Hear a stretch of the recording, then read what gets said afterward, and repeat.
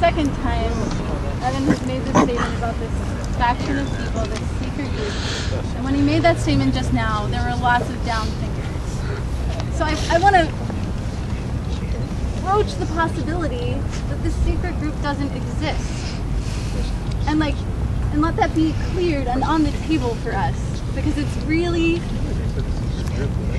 Yes, multiple times. We're not doing direct responses. Evan, if you could just breathe and take a step back. We're not responding. We're not reacting. Please. I can try and directly put secret meeting and factions. And I think that there was a lot of people who didn't agree that that was the reality. And it keeps being used in a slanderous way. And I think that that is a problem that we need to deal with as a group.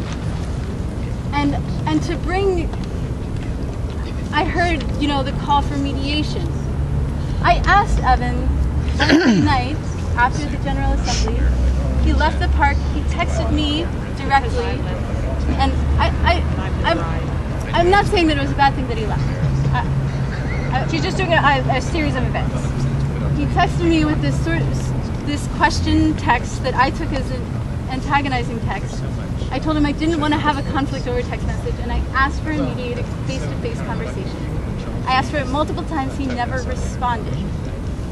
I don't know where to go from there. I need support from the group. I think that as we're dealing with these conflicts, it's true. We need processes that support us in our conflict.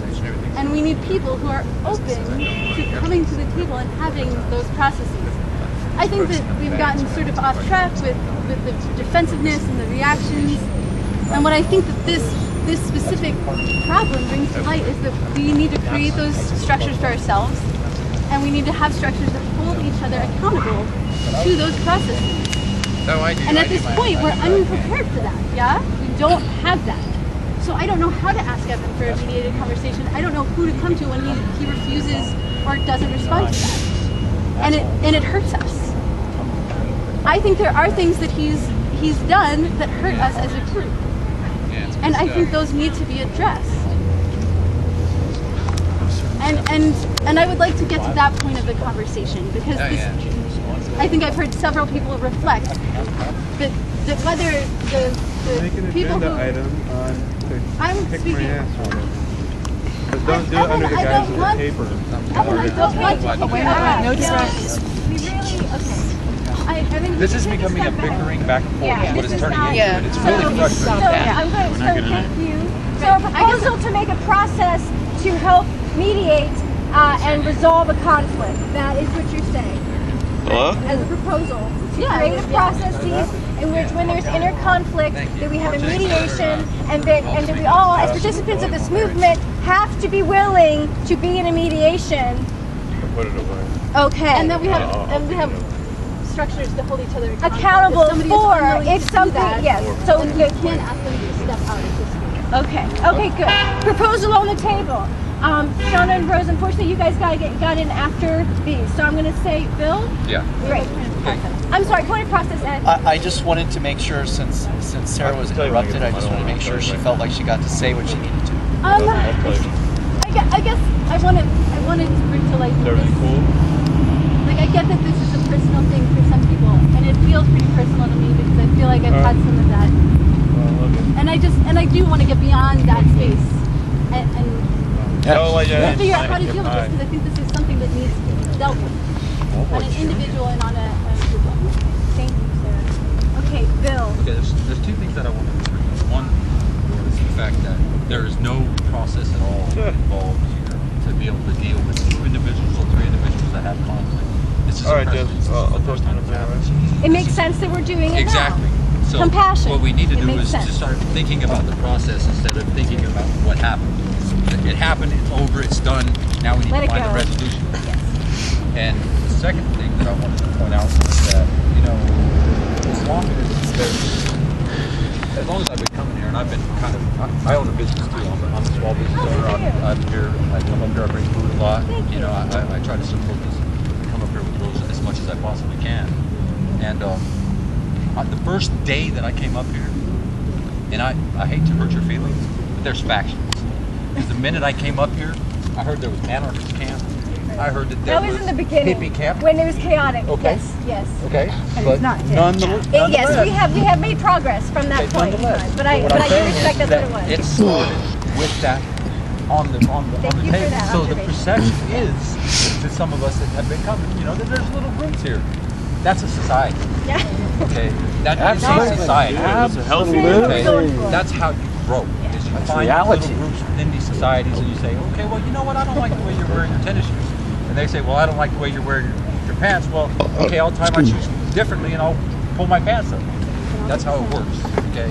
If the two groups can get together and not worry about what has happened and just discuss the points of what needs to happen. We need to set up a group. I mean, obviously, the media is a problem. Okay, it can be an asset, but right now it's a problem. And without a group of people that can filter the information, okay, this is exactly why there should be a group of people that filters the information to the media. Because if you don't, And understand that responsibility exactly, and the trust that comes there should with be, it. like I said, there should be a group of people, not a person, not two people, at least three, so that there is a majority opinion. When they go to the meeting, they prep a statement, they go to the meeting and say, this is what the group believes. Here you go. You can present it in front, the 3 people get together, 5 people, whoever cares, however many, get together, bring it in front of the General Assembly, read it, everybody agrees to it, they go to the media the next day and say, this is our group, this is what we want to present. And I think that's the only safest way. You have to have a representative. You have to. You know, we are a unit, we are one big group, it's a movement. We stand as individuals, but we have to have a voice too, because we can't have 100 voices. We have one voice, and that voice needs to be correct. Thank you. Thank you. Okay. I don't remember who was next. I'm done. Shannon, thank I you. just wanted to say that I think we need to all sort of rise up outside of our emotions a little bit for the good of the, you know, like my feelings can Principles, get not hurt. personalities. That when you told that to me, Principles before great. personalities, right? So if someone's yelling at me, that doesn't mean I have to scream back. Like actually have options. I don't have to let, you know what I mean? So we can choose not to be to take things so personally, and to let people have themselves. I just got an email from Kim, who's on the legal committee. We were talking yesterday about St. Paul's principles. I don't know if anybody knows anything about this. It's 4 little sentences that a lot of the Occupy groups have adopted, and so I just want to read it really quick. Number 1, our solidarity will be based on respect for diversity tactics and the plans of other groups. So we respect the diversity and that not everybody's the same. My thing is messing up. Number 2, the actions and tactics used will be organized to maintain a separation of time and space. And the way that this is explained to me, and the way I understand this through experience with this, is that if I get upset with somebody, I can go take a breath, give it some space, give it 5 minutes. And we can all commit to doing that. So take responsibility. We for really that process. can. You know, I think I'm hearing that in a way that's upsetting me. Let me take a minute with myself and, you know, exercise my ability to rise out of reactionariness. So that's number 2. There's just 4. 3, really important on this conversation. Any debates or criticism will stay internal to the movement, avoiding any public or media denunciations of fellow activists and events. We can adopt this, guys. Some people are doing it. Lots of occupations are. Number 4, we oppose any state repression of dissent, including surveillance, infiltration, disruption, and violence. We agree not to assist law enforcement against activists and others. So that means that we will not assist law enforcement against activists and others. We will not go to any law enforcement and say anything about anyone else who's an activist. So these are... Or the movement. Or the movement. Yeah. Yeah, totally. Because these behaviors have been found by people, aside from our little 20-person core, to be divisive and detrimental and harmful. And so we're spending a lot of time babysitting here. So I'd love to move to like graduate school rather than first grade of the bickering, and then just how do we act. Let's behave properly. I can print these up. I can put them on the Facebook. And we can try. You know, we can do a GA and see if we can pass consensus. If it's something that people want, that's something that I can do. Absolutely. Yes, Leanne. Yes. Thank you, Shannon. Shannon, do you mind, since I didn't get the verbatim in this matter, I'm going to get it off the website and put it in the notes. The principles? to word it. Yeah, okay. totally. Or I can send it to you. Leanne. Yeah. Thank you, Shannon.